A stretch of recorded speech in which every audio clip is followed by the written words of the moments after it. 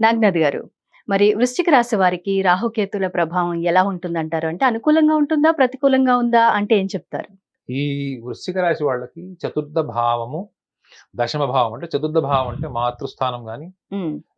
లేకపోతే మనకు భూములు కొనుక్కోవడం, హ్మ్. ఇల్లు కట్టుకోవడం, విద్యాస్థానం హ్మ్. వీటన్నిటికి సంబంధించింది ఈ చతుర్థ భావం కిందకొస్తే, దశమ భావం అంటే ఇందాక కూడా చెప్పా కదా! వృత్తి. హ్మ్. Absolutely your source of survival income.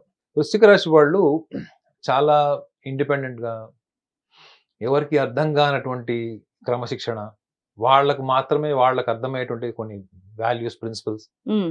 బయట ప్రపంచంలో ఎప్పుడు గూడా కనిపించనటువంటి ప్రేమని మనసులో పెట్టుకొని హ్మ్.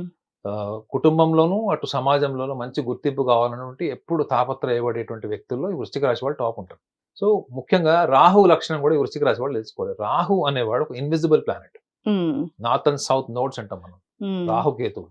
సో, ఈ ఇన్విజిబుల్ ప్లానెట్ అంటే ఒక మాయ. ఒక మాయ ఏ రకమైనటువంటి మాయ అంటే, ఈ భౌతికపరమైన విషయాల్లో నేను ఏదైనా సాధించాలి అనుకోని, మనం ఊహించుకొని, చిన్నప్పటి నుంచి చెప్పుకొని తిరిగే దాంట్లో మనం ఏది జేయం.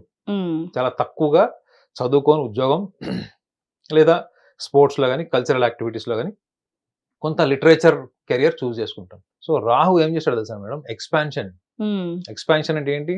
ఒక కారు 2 కార్‌లయితాయి. హ్మ్. 2 ఇల్లులు 4 ఇల్లులయితాయి. సో, రాహువుకి ఉండేటంటే కక్కుర్తి ఉంటది మేడం. మనం హ్మ్. పచ్చిగా మాట్లాడుకోవాలంటే Rahu is a very greedy planet without understanding the consequences. Rahu అంటే ఓన్లీ తలకాయ. తలకాయ ఏముంటది? ఎంత తిన్నా గాని దానికి ఒక శరీరం ఉండాలి కదా! జీర్ణించుకోవడానికి. తృప్తి శరీరం ఉండదు ఉండదు. దానికి. వీళ్ళకి కేతువు యొక్క ప్రభావం బలంగా అని చెప్పొచ్చు. ఏంటంటే, వీళ్ళకి గడిచినటువంటి కొన్ని నెలలుగా వీళ్ళు ఎదుర్కొంటున్న సమస్యల్లో ఒక ఆధ్యాత్మిక బలం ఏంటంటే, వీళ్ళకి కొంచెం స్టెబిలిటీ అంటే, అరే మనం ఇప్పుడు ఏదైతే మన స్థాయికి తగ్గ ఉద్యోగం మనం ప్రయత్నం చేస్తున్నామో, అది ఎందుకు రావట్లేదు అనేటువంటి ఒక ఇంట్రాస్పెక్షన్ జరిగే ఛాన్స్ ఉంటది. హ్మ్.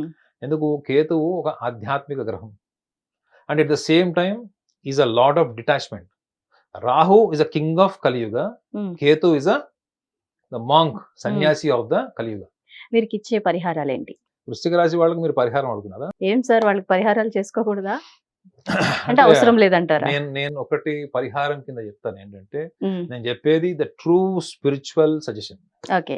ద ట్రూ చెప్పండి. స్పిరిచ్యువల్ దట్ ఈస్ హ్మ్. Not pseudo superficial. సో, వీళ్ళు ఫస్ట్ వృశ్చిక రాశి వాళ్ళు హ్మ్. ఒకవేళ వాళ్ళు తప్పు జరిగింది, వాళ్ళ వల్ల ఎవరైనా మనస్తాపం చెందారు. Including mother, father. వీళ్ళంతట వీళ్ళు వెళ్లి వాళ్ళని ఎక్స్‌క్యూజ్ అడగడం బెటర్. హ్మ్. అడుగుతారా?